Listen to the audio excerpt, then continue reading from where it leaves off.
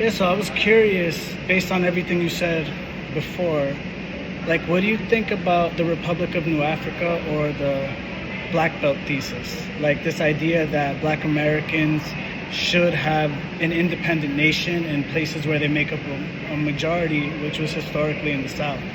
Like, do you think that's a good idea, a bad idea, or? Unfortunately, I'm not African American, so I cannot comment that deeply on it. But from reading a little bit from certain sources such as Harry Haywood, I think, Harry Haywood, yeah.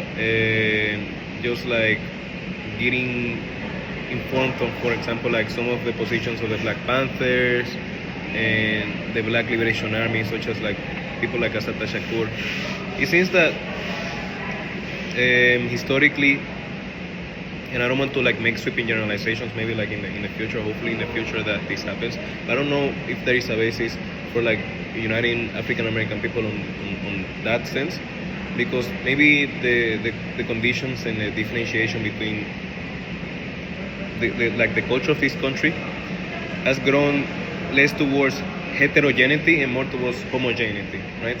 In the sense that instead of a black republic where like you need to literally separate the country on these grounds, and instead you need to have like a whole republic, right? Like a whole country that is based on the principles, you could say, on Pan-Africanism and scientific socialism and anti-racism, and of course anti-patriarchalism. But of course this may change in the future, I don't know. But it seemed to make sense, for example, back in the 1930s, where like the existences of African American people in the in the rural sites seemed to be so great when compared to the existences of other people in other sides of the country, such as New York or LA or Chicago, right?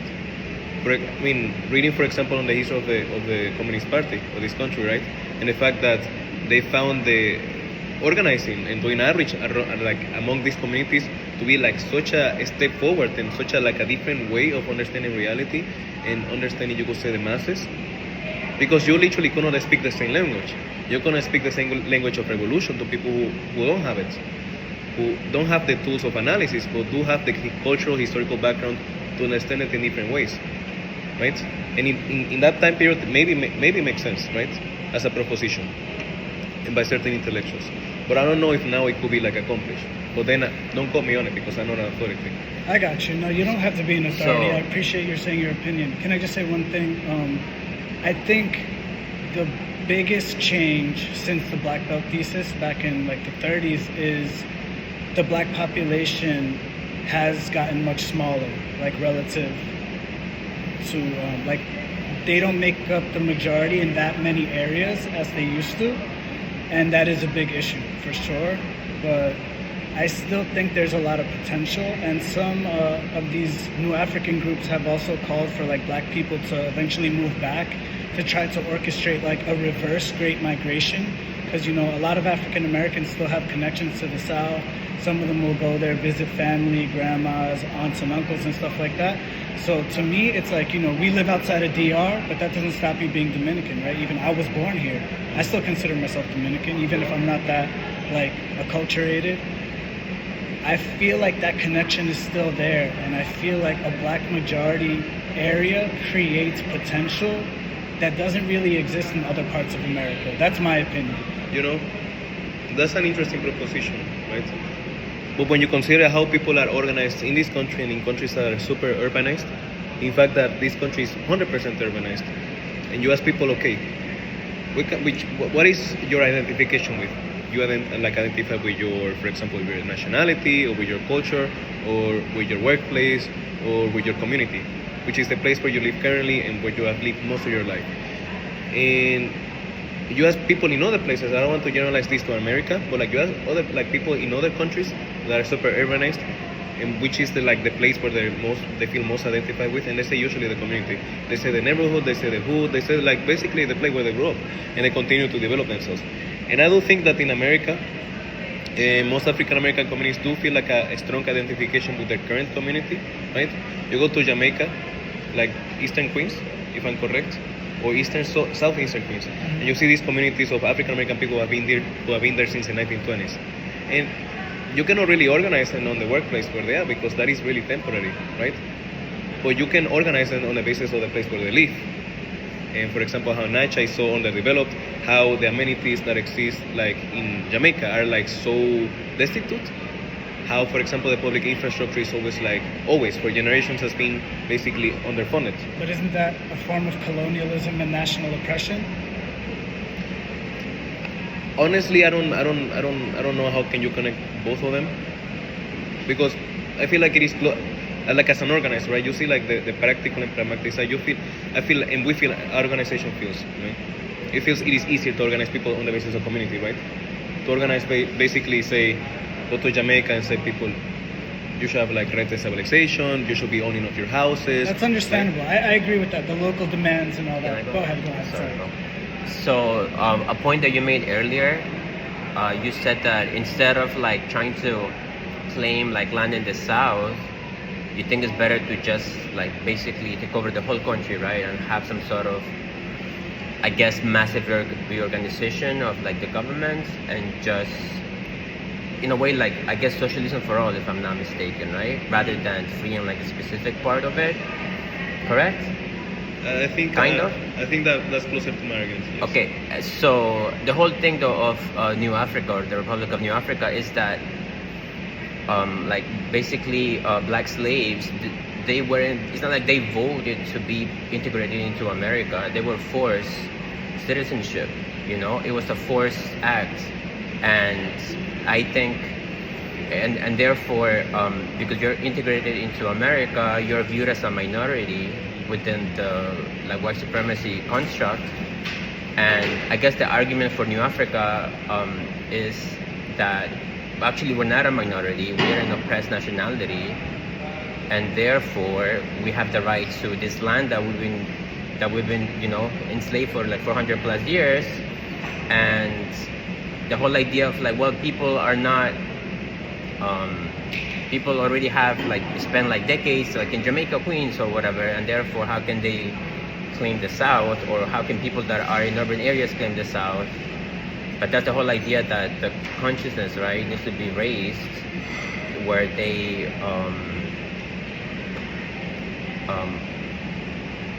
like, you know, the Panthers wanted to pass like a plebiscite with the UN, where they asked people. It was like a vote where they wanted to ask like African American communities, hey, do you think we should have a state in the South? What do you think? And the whole idea is not to like do it like tomorrow, but the whole idea is to push the consciousness for basically for African people to see all of us together as one nation, rather than like citizens of America. Because that citizenship, again, wasn't like a choice. It's not like we chose, hey, I'm going to be American. It was forced upon us, you know? That's a really way to put it. Like, maybe it's seen like as an oppressed minority and an oppressed nationality. And I've been thinking about the context of the Black Panthers, right? Huey Newton, Bobby Sale, and Eldridge Cleaver, all of these people, they witnessed, for example, the rise of all the national liberation movements of the world. They witnessed Vietnam, they witnessed Algeria, they witnessed, in part, like even the national liberation of neo-colonial countries such as Cuba, right? And they argued, like you said, that maybe the basis for liberation should be on nationality rather than, you could say, like a revolution that reorganizes society, like fundamentally. Or maybe I'm mischaracterizing the point. I don't want to risk doing that. But I suppose that maybe like as an organizer and seeing like the practicality, like such a proposition is why, you know, why not demand impossible, or rather why not be realistic and demand impossible, which is just to take basically the whole country, right? Abolish settled colonialism, abolish America as the concept, right? And make it America the whole of New Africa, instead of you would say just like a space. I mean, I think that is the goal, to overthrow all of America. 100%, we agree with that. I think, to me, the issue is the timeline. You know, I think I said earlier, I see more potential in a black majority area than I do in other parts of America. And I feel like, you know, there's this idea of attacking at the weakest point. I think the South is a weak point for American governance. Like, a black majority can rise up, and that's why the South has always had to be so dictatorial and so, like, you know, fascistic, really, you know? Yeah. Because, like, they are a threat. A black majority is a threat in a way that the Midwest, full of white people, may not be. Or, to me, definitely is not. The Midwest is not a threat in a way that a big area with colonized people is more of a threat. So that's my view. I'm like thinking, what's a large piece of land that can realistically be ripped off of the United States? It will cripple the American empire internationally too. You know, it will take people, it will take resources away from them. And then over time, of course, yeah, the goal would be to take the whole world, right? We're communists. We want to take the whole world. So I think we agree about that. It's just about the timeline for me. I can see a black revolution happening in the shorter term, but that's just my imagination, you know? That's how I see things could play out. I think if white America would actually change drastically, like in a short amount of time, they would make what I'm saying redundant. Like, an independent black nation wouldn't necessarily be necessary, I guess, if white people really like changed in a serious way, like in mass numbers. But because I don't expect that to happen, I think it's possible, but I don't think we should wait for them or rely on them, you know? So my main issue is like, oppressed people, oppressed nationalities need to do for ourselves. If white people come with us, we should welcome them. But if not, we should be ready to move without them. Because if you look at a lot of the Black Panther literature at the time, especially the late 60s, early 70s, it seemed like they were overly optimistic about the changes that white America was going through. They, like, if you read it, some of it really sounds like, wow, bro, like we're reaching a new day. Like the white youth are completely overthrowing the past of their ancestors. But you see that when the draft ended and white people no longer felt like they were going to get sent to Vietnam, they no longer really had that much investment in the Black Revolution anymore. And that's when like the Panthers and the Black Liberation Army were kind of hung out to dry by the white left. And they were basically isolated. Well, That's my view, but it's a lot to think about. It is a lot to think about, but also, you know, I feel like what happened during that time, right? They existed like over a period of 20 years, and you have more history on that than I do. But they existed like basically from the 60s all the way to the 80s, right? And coincidentally, the 80s was a period of like of capitalism, which neoliberalism was imposed as such a like in the first stage, but at the same time, it is a stronger stage where like violence, was actively like a violence, you could say, process of expropriation, both internationally and domestically, right? And that at the same time coincided with the retreat of, you could say, more progressive anti-colonial forces around the world, right? You got countries that were formerly, you could say, liberated, independent, being neo-colonized again through the systems of debt, of the IMF, of the World Bank, or rather the World Trade Organization, right? And at the same time, all these socialist countries were being like retreating because they felt the heat in that sense, right?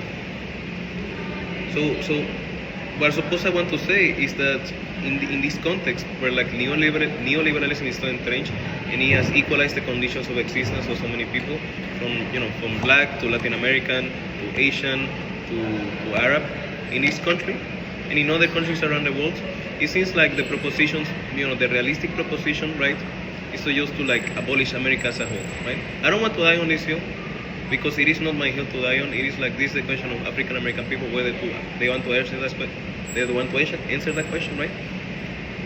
But it doesn't seem it is my place. But it seems like me as an oppressed, you could say, person inside of this context. It seems what is to our group and to our context right now, what seems more realistic is just like having a revolution in America, like a zero-going revolution. So you do think? Correct me if I'm wrong, I don't want to put words in your mouth, but it seems like you do think that people around the country generally have the same revolutionary potential? Like you don't really think that a black majority area has more potential? And that's a question, right? Because you see historically, the way it has been on this country, right? And it was only in 2019, if I'm correct, that after decades and decades and decades of like neglect, a successful unionization drive happened in the South, which is Chattanooga, in the Volkswagen, you could say, factory that they had there, right? And this is decades after, organized labor basically neglected the whole of South and neglected basically African American communities that existed there, right? And it seems that historically, and that the South is not really at least maybe according to my analysis, right? But I don't want to impose this analysis on anybody. This is just my personal opinion. It seems that the South is not really like a weak chain or like a weak link, rather, of capitalism. It's just another link that has different, you could say, racial or rather ethnic and cultural and historical, you could say, characteristics from other links of capitalism, which is, for example, the capitalism of New York, or the capitalism of Chicago, or the capitalism of the Midwest, to see some examples. But it doesn't seem that it's the weakest link, just because it is made up of black people. The fact that, you know, a unionization drive, it only happened like a few years ago, and it was successful, of course, but it was so recent. To me, it seems that the potential for example, for revolutionary politics to take root in such a people, it seems kind of about as equal as in other places. Right? I mean, I don't personally think we should judge revolutionary potential on union drives. I mean, that would be one criteria, but I think historically, Black America has been the tip of the spear, you know, in all the rebellions against imperialism in general, pretty consistently against imperialist war. Of course, a lot of them join the military too, but even then, they join the military and they come back disgruntled, and they end up, you know, every time there was a big deployment of black people in the military in the US, there's usually like some kind of unrest in the following years, you know, the next 5, 10, 15, 20 years, because you have all these black people with military training who, like, you know, they're tough. Yes. And now all of a sudden they're supposed to be subservient. Like, that doesn't work, you know?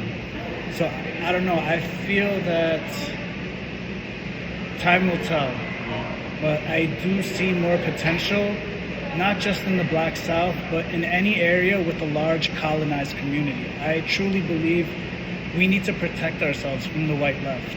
And that doesn't mean being separatist or being like against white people in some kind of like stupid way, but we need to protect ourselves, because going back to the whole discussion about like from before, like there are differences within the working class, you know.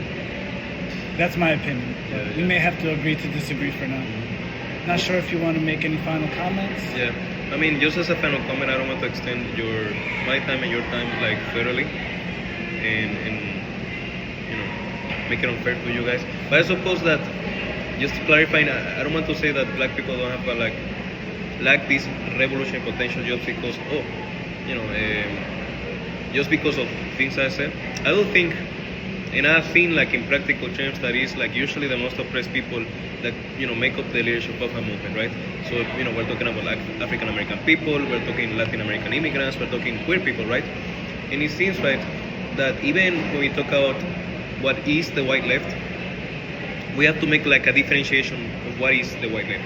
We have to talk about the hegemonic white left, or we have to talk about like the subaltern white left, which is comprised of these elements of, you could say, of the white, you could say, bloc that have been disarticulated from all of the privileges being white, right? For example, queer people, or disabled people, or trans people, right? Just putting them as a bloc. People who have been basically stripped of their rights as a person, as humans, right? I do think that even though they have that privilege, at the same time the positionality within imperialism, within patriarchy, within sexism, and all of these like oppressive contexts basically denies them of their privilege or of their right, right, to get any of the rewards, any of the surplus that means, you could say, being white in society, right? It also means also the positionality even at the community level, right? Because you can be white, but you can be white in Appalachia, and for example, you can have a big natural disaster or whatever, or like a disease like measles, like ravaging in a population or whatever. And being white means shit, right? Being white means shit in this positionality of being subaltern within whiteness. Again, whiteness as a currency within white supremacy is going down, because white supremacy doesn't even work. It's not even relevant. But it's up to them to realize that. Because some of them will be the last ones to realize that the currency of whiteness is going down, and some of them will hang on to it bitterly to the very end, and that's what I want to protect ourselves from. You know, and I think history shows that it is something, that we need to protect ourselves from. Anything you want to add? Just, you know, the question of let's have a revolution to overthrow the government versus let's take over a piece of land and negotiate with the government is something I've been thinking a lot about. And then I kind of think about who is my target audience. And then for me, I think like having a revolution against the whole government would require the mobilizing of the white working class, and then in my head I'm thinking like, who's my target audience? Who am I targeting? The white working class, colonized people. Who is the primary, like, I guess, engine of revolution in the U.S. It's something I've been thinking about. But thank you, bro. Can I just say one more thing? Just in terms of the white left, what really makes a group the white left to me is not emphasizing national liberation or having a clear position on national liberation. And I think there's even some groups that try to kind of like have it both ways, and I see where they're coming from. They have a lot of nuance. I get it. It's a complex question, but there's a lot of groups that will try to. I think even doesn't PSL say something along the lines that like black workers have a special role to play, something like that? I'm not sure. We'll have to look it up. But I've heard something along those lines. Like they will agree to things like that. And there's other Trotskyist type of groups too that will kind of like try to uphold these things at the same time.